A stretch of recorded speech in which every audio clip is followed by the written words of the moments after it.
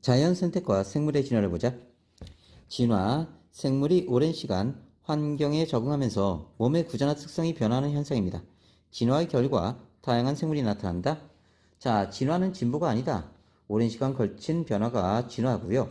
지질시대 동안 번성하다가 사라진 생물, 현재 번성하는 생물 모두 진화의 결과다.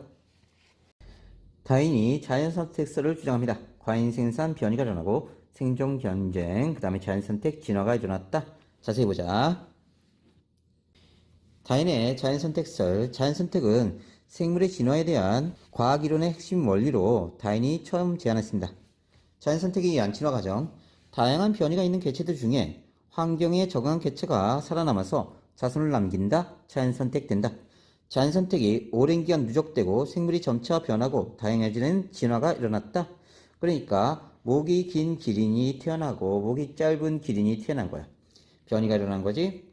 그 다음에 개체수가 지나치게 많았어. 목이 긴 거, 짧은 거. 그러다가 나무 이파리가 점점점 없어져요.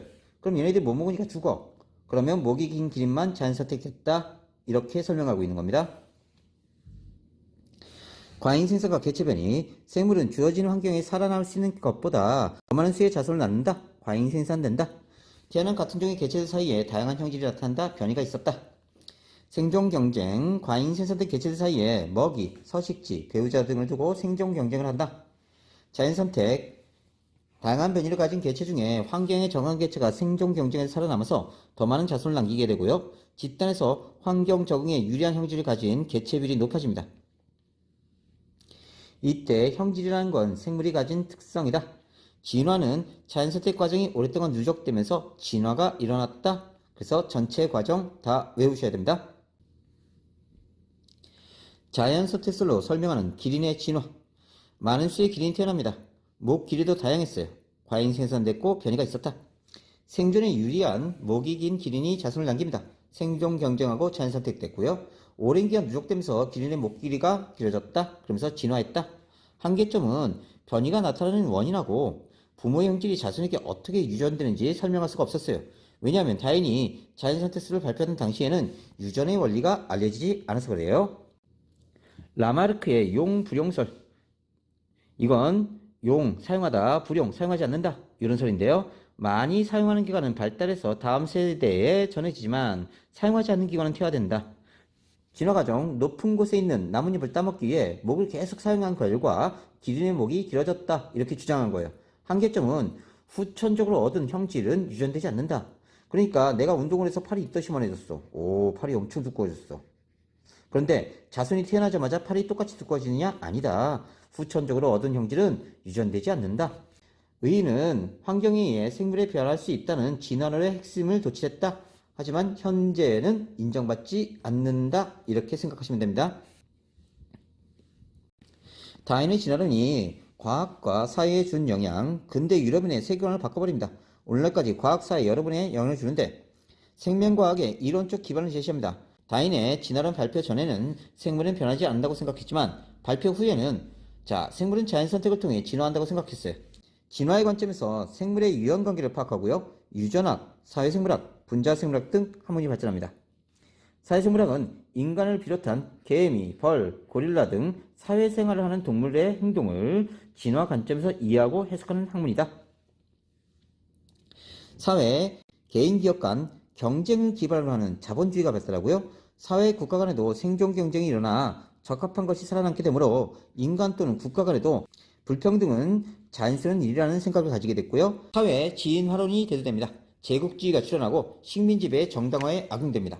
인간과 동물 심리를 진화의 관점에서 설명하는 진화심리학이 등장하고요. 철학, 정치학, 경제학, 문학 등 다양한 분야에 영향을 주게 됩니다.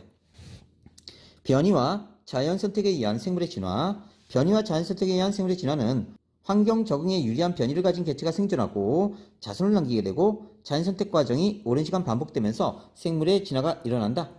진화는 그런데 한 개체의 변화가 아니에요. 집단 내 특정 유전자를 가진 개체의 부일이 변하는 건데 이걸 진화라고 합니다. 한 개체의 유전자는 평생 변화가 없어요. 집단 수준의 관찰 가능하다. 다시 보자. 물고기가 있었어. 유전자가 얘가 라지 A, 스몰 a, 라지 A, 라지 A, 라지 A, 스몰 a, 스몰 a, 스몰 a 이렇게 있었는데 자, 얘가 환경에 유리했고 얘가 점점점 잡혀 먹힌 거야. 그러면 점점점 이제 개체 비율이 스몰 a를 가진 비율이 점점점 높아지는 거지. 이러면서 진화하게 된다. 자, 집단 수준에서 관찰한다. 이렇게 생각하시면 됩니다. 변이와 진화. 변이는 같은 종의 개체들 사이 나타나는 형태, 습성, 기능, 형질 차이야. 자, 키가 큰 사람도 있고 키가 작은 사람이 있지, 그지? 그러면 먹을 게 풍부할 때는 힘센 놈이 유리해. 그래서 얘가 점점점 자손을 많이 남기니까 키가 커져. 근데 먹을 게 적을 때는 얘가 자꾸 죽는다고. 그래서 키가 작은 놈이 자연 선택되는 거야. 진화의 원동력, 일반적으로 유전적 변이를 의미한다. 유전적 변이, 개체의 유전자 차이로 나타나고요. 유전 정보의 차이입니다. 형질이 자손에게 유전돼서 진화의 원동력이 돼요. 앵무새 깃털색이 다양한 거, 무당벌레 겉날개 색깔. 자, 무늬 등이 개체마다 다르다. 달팽이 껍질, 무늬, 색깔, 나선방이 개체마다 다르다.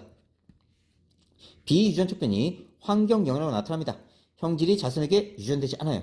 훈련으로 발달된 사람의 근육.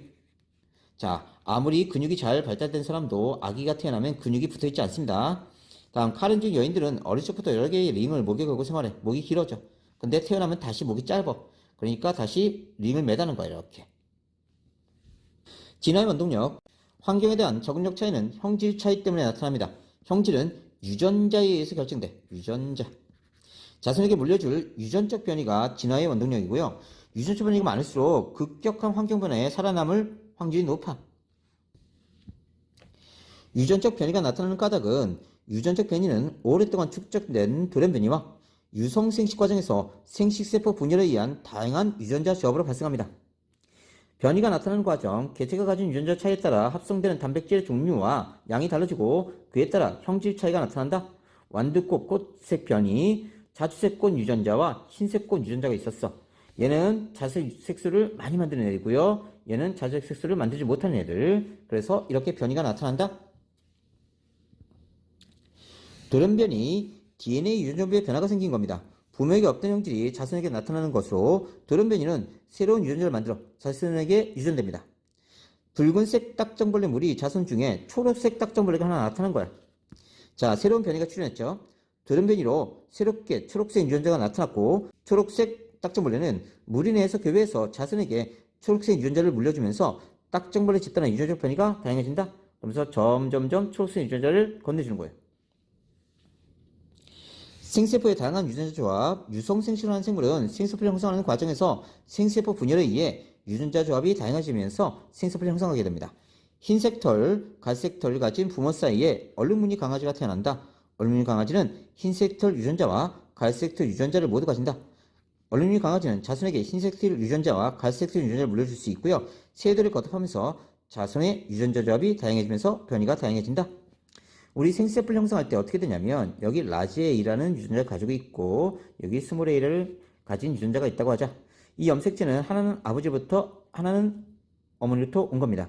그럼 얘가 자기를 복제해요. 라지 A, 라지 A. 여기도 스몰 a, 스몰 a. 자, 그 다음에 자 얘네가 자 감수 제일분을 거치면서 라지 A가 이쪽으로 가고요. 여기가 스몰 a가 이쪽으로 갑니다. 그 다음에 또 한 번 분열을 해요. 그래서 각각 생세포에 라지 A 가진 놈, 이쪽은 생세포에 스몰 A 가진 놈이 형성됩니다. 이게 각각 정자나 난자에 들어가는 거예요. 그러니까 부모의 형질 중에 부모의 유전자 중에 하나만 가집니다. 스몰 A를 갖거나 라지 A를 갖거나 둘 중에 하나예요. 그리고 얘네가 다시 조합이 됩니다. 엄마가 스몰 A를 주고 아빠가 라지 A를 주면 라지 A 스몰 A 조합이 되고요. 엄마가 라지 A를 주고 아빠가 스몰 A를 주면 라지 A 스몰 A 조합이 나타나. 이렇게 생세포를 형성하면서 다시 유성생식을 하고 유전자 조합이 다양해지게 됩니다. 자, 만약 학교에서 이걸 다루면 자세히 하고요. 안 다루면 지금 일단 개념만 익혀두세요. 자, 유전자 조합이 다양한 생세포, 사람의 체세포는 부모에게 물려받은 염색체가 쌍을 이룹니다. 생세포 분열 과정에서 상돈엽체가 분리되고 각기 다른 생세포로 들어가요. 사람의 상돈엽체는 23쌍입니다. 암수 생세포의 유전자 조합은 2에 23승까지가 된다. 뭔 소리인지 보자. 자, 아빠가 2n은 46이에요. 엄마가 역시 2n은 46이야. 자, 그런데 아기한테 나의 유전자는 너무 소중하니까 다 줄 거야 하면 얘는 4에는 92가 되면서 죽어. 그러면 안 되지, 그지? 그러면 아빠가 자기 정자에다가 n은 23 절반만 넣어줍니다. 그리고 엄마도 난자에 n은 23을 넣어줘요. 그러면 얘는 합쳐져서 2n은 46이 되는 거야. 이때 이런 생세포를 형성할 때 우리가 23쌍을 가지고 있어. 23쌍. 그러면 자, 한 쌍당 얘가 이렇게 들어갈 수도 있고 이렇게 들어갈 수도 있고 각각 생세포에 또는 얘가 1로 들어갈 수도 있고 얘가 1로 들어갈 수도 있어. 그러면 자, 요 한 쌍당 두 개의 경우의 수가 생기는 거야. 그런데 그러면 23쌍이니까 두 개의 23쌍 23승의 조합이 나타나는 거지. 그래서 생세포를 형성할 때 염색체가 각기 다른 생세포 들어가는데 어느 쪽으로 들어갈지 몰라. 얘가 1로 들어갈 수도 있고 1로 들어갈 수도 있고 얘가 1로 들어갈 수도 있고 얘가 1로 들어갈 수도 있고. 그래서 하나당 경우의 수가 두 가지니까 2의 23승계의 조합이 나타난다는 뜻이야. 다시 보자. 만일 얘하고 얘가 있고 또 다른 염색체가 있어. 그러면 생세포 형성할 때 얘가 이쪽에 들어갈 수도 있고 이쪽에 들어갈 수도 있고 얘가 이쪽에 들어갈 수도 있고 이쪽에 들어갈 수도 있어. 그지? 그러면 여기 경우의 수가 두 가지지. 그지? 한 쌍당. 그러면 두 개 있으면 2의 2승일 거야. 세 쌍 있으면 2의 3승이 되고 이게 쭈르륵 해서 23쌍이 있다고. 그러면 2의 23승계의 조합이 나타난다는 뜻이야. 자연선택과 진화, 핀치부리의 자연선택. 다양한 변이를 가지는 한 종의 핀치새가 자, 갈라파고스 군도의 여러 섬에 적응합니다. 환경에 유리한 변이를 가진 핀치가 자연선택되고요. 오랜 시간 반복되면 각 섬에 사는 핀치의 종류가 달라져요. 자, 같은 종의 핀치 사이에 다양한 부리 변이가 있었어. 이렇게. 곤충이 많이 있는 섬에는 짧고 단단한 부리를 가진 핀치가 살아남아서 자손을 남겼고요. 오랜 시간 지난 후 짧고 단단한 부리를 가진 핀치가 번성합니다. 다음, 크고 단단한 씨앗이 많은 섬. 크고 단단한 씨앗이 많은 섬에는 크고 두꺼운 부리를 가진 핀치가 살아남아서 더 많은 자손을 남겨요. 오랜 시간 지난 후 크고 두꺼운 부리를 가진 핀치가 번성했다.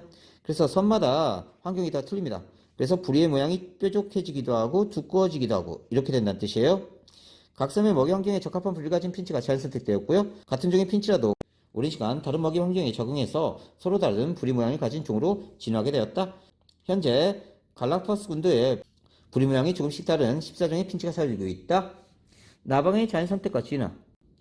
나무줄기가 밝은색 지류로 덮여있을 때 흰색 나방의 개체수가 많았고 지류가 사라져서 나무가 검은색이 되면 자, 검은색 나방 개체수가 많아집니다. 왜냐하면 자, 흰색 지류가 있을 때는 흰색 나방이 눈에 안 띄어. 그러다 검은색이 맨날 잡혀먹는 거야. 그럼 흰색이 많아지겠지, 그치? 자, 지류가 사라지고 검은색이 되면 흰색 나방이 눈에 잘 띄어. 그래서 얘가 자꾸 잡혀먹는 거야. 그러면 검은색 나방 개체수가 많아진다. 남양 적혈 유전자의 자연선택. 말라리아 발생이 많은 아프리카 일부 지역에서는 남양 적혈 유전자를 가진 사람이 비율이 높아요. 왜 그러냐면 헤모글로빈이 있는데 정상 가지면 정상입니다. 정상 비정상을 가지고 있으면요. 비정상을 가지고 있으면 자, 평상시에는 약한 빈혈이 있어요. 자, 다음 비정상 유전자를 가지면 악성 빈혈에 시달려. 그런데 자, 얘가 정상처럼 보이는데 얘는 말라리아가 들어와서 살아. 그래서 자꾸 죽어나가. 얘가 자꾸 죽어나가. 근데 얘는 자, 말라리아가 들어오면 이렇게 나무양으로 바뀌어버려요. 적혈구가. 그러면서 말라리아 유충이 살지 못합니다. 그래서 얘는 말라리아 안 걸려요. 그러니까 점점 말라리아가 많은 지역에서는 얘가 점점 죽어나가고 얘의 비율이 높아지는 거고요. 악성 빈혈은 어디서나 생존하기 힘드니까 자, 비율이 적습니다. 그래서 자, 말라리아 발생하는 지역에서는요. 나무양 적혈구 유전자 빈도가 높아요. 자, 봅시다. 정상 적혈구는요. 동그랗고요. 나무양 적혈구는 이렇게 나무양처럼 생겼습니다. 나무양 적혈구는 산소 운반능이 떨어지며 모세혈관을 막아서 혈액의 흐름을 느리게 해서 악성 빈혈을 유발합니다. 나무양 적혈구는 헤모글로빈 유전자의 돌연변이로 나타나고요. 심한 빈혈을 유발하기 때문에 일반적으로 드물게 나타납니다. 말라리아 원충은 적혈구에 기생하는데 남양 적혈구 유전자에는 증식하기 어려워요. 그래서 남양 적혈구 유전자를 가진 사람은 말라리아에 잘 걸리지 않습니다. 말라리아가 많이 발생하는 지역에서는 남양 적혈구 유전자를 가진 사람이 정상 적혈구 유전자만 가진 사람보다 살아남을 확률이 높아. 그치? 약한 빈혈에 시달리긴 하지만 결구가 변형돼 버려요. 그래서 말라리아가 생존하지 못하니까 얘는 말라리아 안 걸려. 자, 남면 적극 유전자가 자연 선택되어 자손에게 유전된다. 형질이 더 우수함으로 자연 선택되는 것이 아니라 주어진 환경에 적응해서 살아남는데 적합한 변이를 가진 개체가 자연 선택된다. 자, 말라리아 원충이 감염되어 나타나는 질병으로 모기에 의해 전파됩니다. 말라리아에 감염되면 발열, 오한, 구토, 혈소판 감소 등 증세를 보이고 치료하지 않을 경우 사망할 수 있어요. 자, 변이와 환경에 대한 적응. 같은 변이라도 어떤 환경에서는 생존에 유리하게 작용하지만 다른 환경에서는 생존에 불리하게 작용합니다. 그래서 자연 선택 결과가 달라질 수 있다. 항생제 내선세균의 자연 선택. 항생제를 지속적으로 사용하면서 항생제 내선세균이 자연 선택됩니다. 집단 내 비율이 높아지고요. 항생제 내성세균 집단을 형성하고요. 살충제를 자주 살포하는 지역에 살충제 내성 해충 집단도 같은 원리입니다. 항생제 내성세균이 비율이 적었어. 근데 항생제 사용하니까 나머지가 다 죽고 항생제 내성세균만 사는 거야. 그러면 점점점 항생제 내성세균 비율이 높아집니다. 진화의 방향성. 진화는 주어진 환경에 적용한 변이를 가진 개체가 자연 선택되는 것이므로 특별한 방향성도 없고 진보의 과정도 아니다.